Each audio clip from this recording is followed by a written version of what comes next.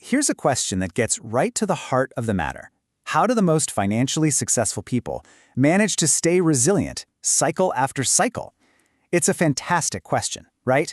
And the answer really separates a disciplined long-term strategy from, well, just reacting to the daily chaos of the markets. Okay, so let's dive into this. We're going to unpack the strategy of the ultra-high net worth. And here's the secret sauce, right up front.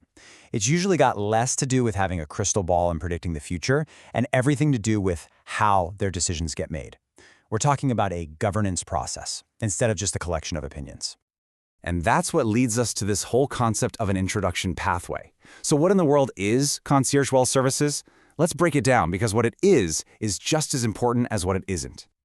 Now pay close attention to the wording here. It's called a structured introduction pathway. The best way to think about it is like a concierge at a really nice hotel, right? They don't cook your 5-star meal themselves, but they give you a trusted introduction to the expert chef who does. Well, this service is that connector. It's for a specific group, accredited investors, who want to explore this more institutional style of financial planning with an independent, SEC-registered advisor. And this slide just makes that separation of roles perfectly clear. It's so important to get this. On one side, you've got the insurance firm. Their only job is to make the introduction. That's it. They do not give any securities or investment advice. On the other side, you have the independent advisor. They handle the whole shebang, all the advisory talks, figuring out what's suitable, all the disclosures, and any recommendations. The line between them is crystal clear. So, now that we see that clear separation, how does this all lead to a totally different way of thinking? Well, it's a huge shift. It's moving away from that reactive, headline-chasing style of investing we see all the time and moving toward a much more disciplined, sturdy framework.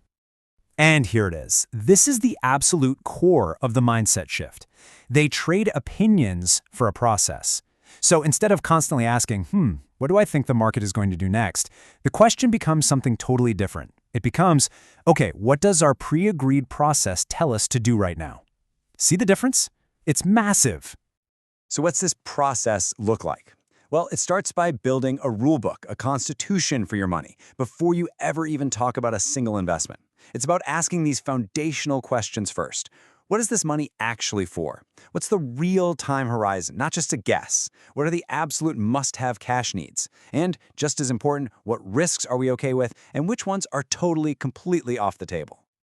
Now, we need to be really clear about something here. This kind of service, this whole approach, it isn't for everyone. It's specifically designed for a certain type of investor, and that's defined by the regulators. And that key term you'll hear is accredited investor. Basically, this is a formal label from the SEC for people or companies that hit certain income or net worth levels. And why does that matter? Well, it's kind of like a gatekeeper. The SEC's logic is that folks who meet these standards have the financial know-how and the ability to handle the risks that come with some private investments that just aren't available to the general public. All right, so let's say you do meet that criteria. How does this pathway thing actually work in practice? Let's pull back the curtain on the process.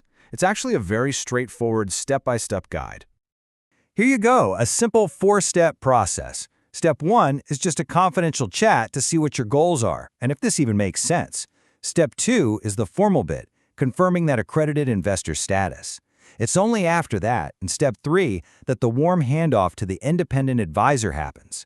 And from Step 4 on, you're in their world. The advisor takes complete control, walking you through their process, their disclosures, their fees, everything. So if we were to take this entire institutional way of thinking and just boil it down to its essence, it really stands on 3 core pillars. This is the why behind the whole approach. First up, institutional-grade expertise. Now, this isn't about being a genius stock picker. It's about building a system, a real governance framework for the portfolio. That means setting up disciplined rules for risk and having decision rules in place before things get crazy. The goal is to take that gut-wrenching emotion out of the equation when the pressure is on. The second principle is a total game changer: quantitative risk management. This is where you actually try to turn emotions like fear and uncertainty into numbers, into measurable data. Look, the goal isn't to get rid of risk. You can. The goal is to define it, to measure it, and to manage it on purpose. So your decisions are driven by your framework, not by your feelings on a Tuesday morning. And the third principle is curated investment access. For the right investors, the independent advisor can open doors to vetted opportunities that you just don't find in the usual places. But that word curated is everything. This isn't just about adding complex stuff for the sake of it. It's about purposeful diversification, where every single piece of the puzzle has a specific job to do inside the bigger strategy. And all of this leaves us with one final, pretty powerful question that kind of sums up this whole explainer. When you really think about it, is your biggest financial risk the market itself, with all its ups and downs? Or is it maybe the lack of a disciplined process for navigating it?